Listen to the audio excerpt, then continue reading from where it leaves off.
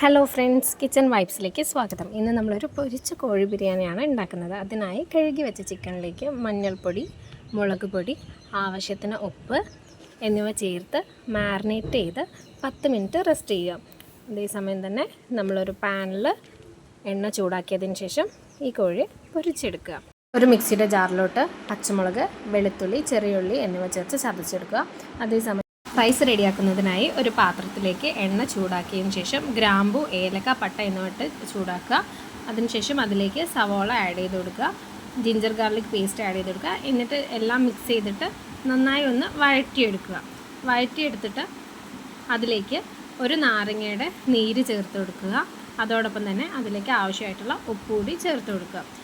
Next ഇതിലേക്ക് ചേർക്കേണ്ടത് എന്താണെന്ന് വെച്ചാൽ വെള്ളമാണ്.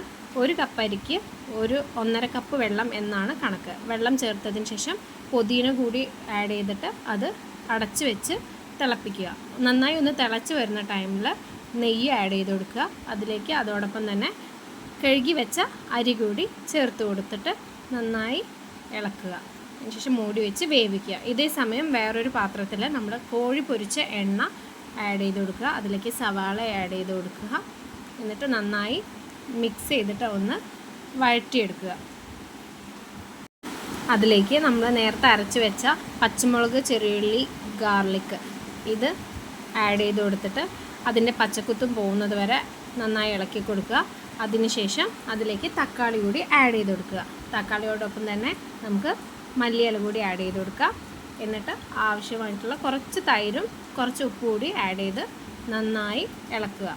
അതിലേക്ക് തന്നെ നമ്മൾ ഗരം മസാലയും ചിക്കൻ മസാലയും കൂടി ആഡ് ചെയ്തിട്ട് നന്നായിട്ട് അതിൻ്റെ മണം പോകുന്നത് വരെ ഇളക്കി കൊടുക്കുക. അതിലേക്ക് നമ്മൾ പൊരിച്ച് വെച്ച കോഴി ആഡ് ചെയ്ത് കൊടുക്കുക. നന്നായി ഇളക്കിയതിന് ശേഷം ഈ മസാല അതിലേക്ക് പിടിച്ചതിന് ശേഷം നമ്മൾ നേരത്തെ റെഡിയാക്കി വെച്ച റൈസ് ഇതിന് മുകളിൽ ഇട്ട് കൊടുക്കുക. റൈസ് ഫുള്ളായി ഇതിലേക്ക് ആഡ് ചെയ്തതിന് ശേഷം ഗാർണിഷ് ചെയ്യുന്നതിനായിട്ട് മല്ലിയിലയും നേരത്തെ മൂപ്പിച്ച് വെച്ച സവാളയും ആഡ് ചെയ്തത് മുകളിലായി കുറച്ച് നെയ്യ് കൂടി ഒഴിച്ചു കൊടുക്കുക. എന്നിട്ട് 10 മിനിറ്റ് ദം ചെയ്ത് വയ്ക്കുക. ദം ചെയ്തതിന് ശേഷം നന്നായി മിക്സ് ചെയ്ത് കൊടുക്കുക. മിക്സ് ചെയ്ത് കഴിഞ്ഞാൽ നമുക്കൊരു പാത്രത്തിലാക്കി സെർവ് ചെയ്യാം.